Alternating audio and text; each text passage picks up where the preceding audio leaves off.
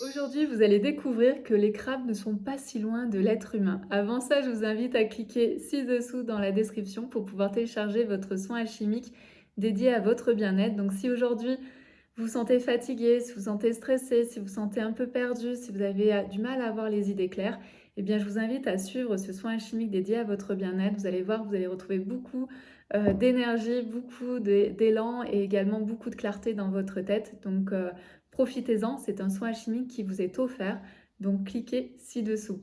Alors aujourd'hui, je vais vous raconter quelque chose qui, moi, m'a beaucoup surprise, mais en même temps, vous pouvez faire le test à la plage quand vous irez.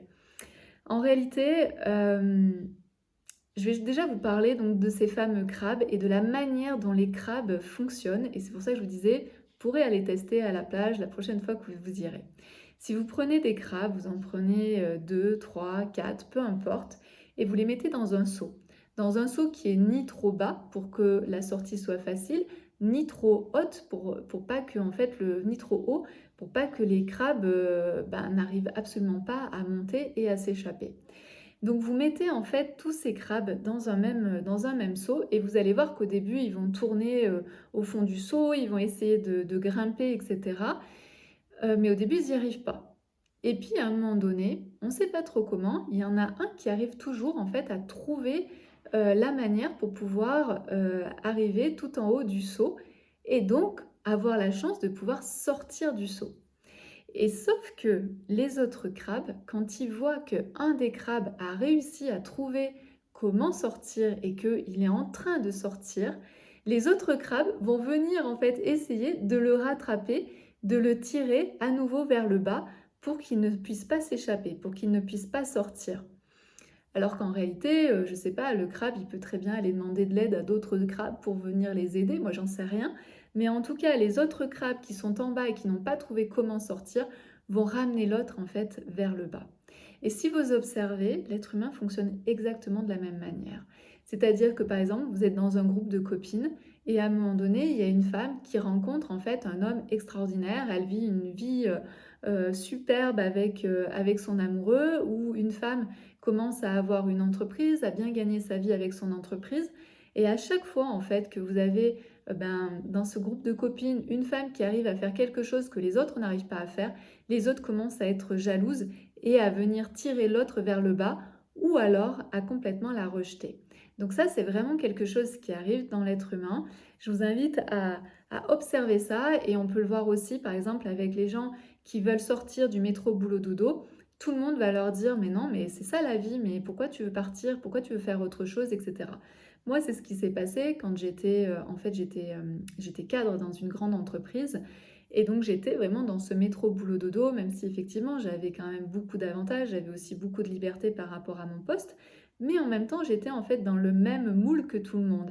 Et quand j'ai commencé en fait à me dire, mais peut-être que je peux changer ça, peut-être que je peux créer ma boîte, peut-être que je peux décider de ça, peut-être où j'ai commencé finalement à ouvrir ce champ des possibles que nous aide à faire le développement personnel et spirituel, eh bien, il y a plein de gens autour de moi qui m'ont ramené sur terre en me disant non, mais ça, c'est pas possible, non, mais ça, tu dois faire comme ça, non, mais ça, tu rêves complètement, ma petite, etc., etc.